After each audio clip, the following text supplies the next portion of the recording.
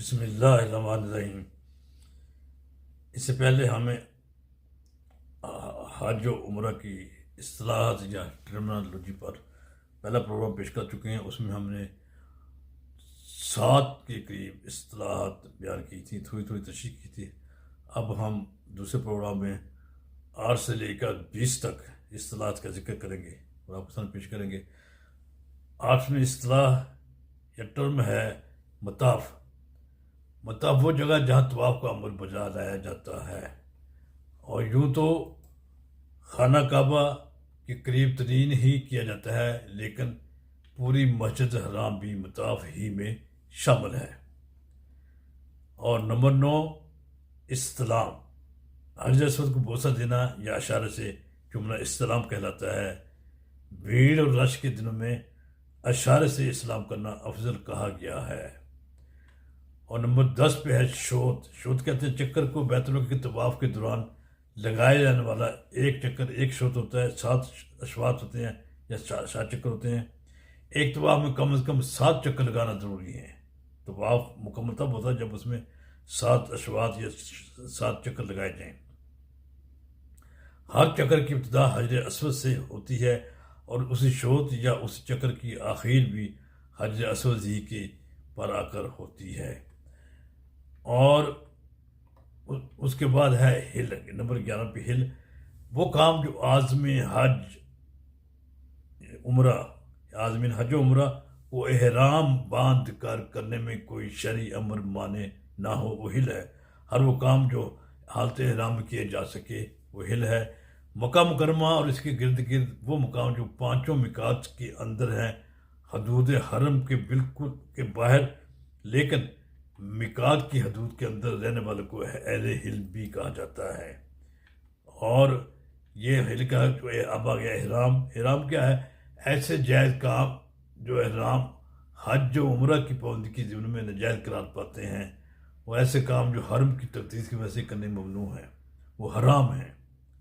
حرام کام ایسے جائز کام جو عام دنوں میں تو جائز ہیں لیکن احرام بند کر ناجائز ہو جاتے ہیں، یا خانہ کعبہ کی تقدیس کے بعد مکہ مکرمہ کی تقدیس کی وجہ حرام کی تقدیس کی وجہ سے نہیں کیے جا کرنے ممنوع ہیں، وہ حرام ہیں۔ ان کاموں کو کرنے پر مختلف قسم کے کفارے ادا کرنا ہوتے ہیں۔ حرم وہ مقام جسے شرع نے تقدیس عطا کی ہوئی ہے۔ مکہ اور مدینہ کی بلدیاتی حدود اور مسجد الحرام اور مسجد نبوی شریف، یہ سب حرم کہلاتے ہیں۔ حرمین شریفین مکہ معظمہ مدینہ منورہ کی بلدیاتی حدود میں غیر مسلم افراد کا داخلہ منع ہوتا ہے۔ آپ جب مکہ سے جدہ سے مکہ جاتے ہیں تو راستے میں مکہ سے تقریباً 10-15 کلومیٹر پہلے ایک جگہ آ جاتی ہے، وہاں پر بورڈ لگا ہوتا ہے جس پہ لکھا ہوتا ہے کہ غیر مسلمانوں کا داخلہ منع ہے۔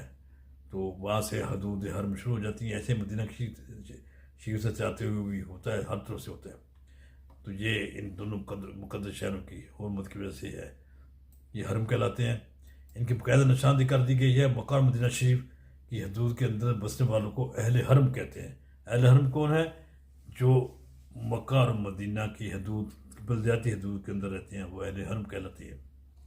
محرم وہ شخص جو احرام باندھ کر حالت احرام میں داخل ہو جائے، وہ محرم کہلاتا ہے۔ محرم کے لیے عام زندگی میں بعض جائز امور کے ختم ہونے کی مدت تک ممنوع قرار پاتے ہیں۔ یعنی محرم کے لیے عام زندگی میں بعض جائز امور احرام کے ختم ہونے کی مدت تک ممنوع قرار پاتے ہیں، وہ محرم ہے، وہ محرم کہلاتا ہے شرع اسلام میں۔ اور مسا صفا اور مروہ کے درمیان دوڑنے کی جگہ، یہ صفا اور مروہ کی پہاڑیوں کے درمیان کا وہ رکا جہاں حج اور عمرہ کرنے والے حضرات حضرت بی بی حاجرہ سلام اللہ علیہ السلام کی سنت پہ دوڑتے ہیں اور دعائیں مانگتے ہیں۔ یہ مقام صفا سے مروہ، مروہ سے صفا، یہ صفا مروہ کے درمیان پہاڑی کے درمیان علاقہ مسا کہلاتا ہے، یعنی دوڑنے کی جگہ۔ اور پھر ملین اخضرین 16ویں اصطلاح ہے۔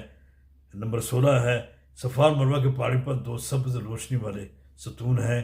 صفا اور مروہ کی سعی کرتے وقت اس مقام سے مرد حضرات کو قدر تیز دوڑتے ہوئے گزرنے کا حکم ہے، خواتین البتہ نہ دوڑیں۔ سعی نمبر 17 صحیح ہلکے انداز میں دوڑنا. صفا اور مروہ کی پہاڑیوں کے درمیان عازمین حج و عمرہ کو ایک مخصوص انداز میں دوڑنا. یہ حضرت حاجرہ کی سنت میں کیا جاتا ہے. صفا اور مروہ کے درمیان 7 چکر لگانا جیسے ہی کہا جاتا ہے، یعنی صفا سے مروہ 1 چکر، مروہ سے صفا 2 چکر، ایسے ہی پھر صفا سے مروہ 3 چکر. یہ صفا اور مروہ کے درمیان 7 چکر لگانا صحیح کہلاتا ہے. حج اور عمرے کے واجبات میں شامل ہے. اگر کسی سبب یہ منع ہو سکے تو کفارہ کے طور پر دم دینا ہوگا. یہ بہت اہم چیز ہے حج کی تلاوت. نمبر 18 پہ ہے زمزم. بیت اللہ کے قریب پانی کا وہ جو چشمہ یا کنواں جو حضرت اسماعیل علیہ السلام کی ایڑیوں کی رگڑ سے بحکم الہی اللہ تعالیٰ کے حکم سے پیدا ہوا، جسے حضرت حاجرہ علیہ السلام نے زم زم زم زم کہتے ہوئے محسوس کر لیا. عذاب بعد اس نے ایک مستقل کنویں کی شکل اختیار کر دی جو آج تک موجود ہے، اور جو مقام ابراہیم سے اور مسجد اس کی تھوڑا سا پیچھے ہٹ کر وہاں پر ہے. پہلے تو آج اوپر چھت کر دی گئی، یہ پہلے یہ واضح طور پہ نظر آتا تھا. برصورت زمزم کے پانی کو آب شفا بھی کہتے ہیں. یہ زمزم زندہ جاوید معجزہ ہے. اس کا پانی پینا چاہیے، سر پر ڈالنا چاہیے، وضو بھی کر سکتے ہیں. عام نہانے، کپڑے دھونے اور ایسے کسی دوسرے مسئلے ڈالنے سے گریز کرنا چاہیے. اس کی تقدیس کے خلاف ہے، اس میں تھوڑی سی احتیاط کرنی چاہیے. اور نمبر 19 پہ آ جاتا ہے رمل.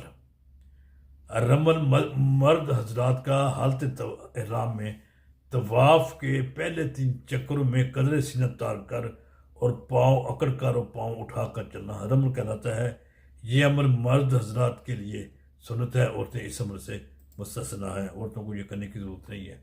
اب آگے نمبر 20 پہ اجتباء.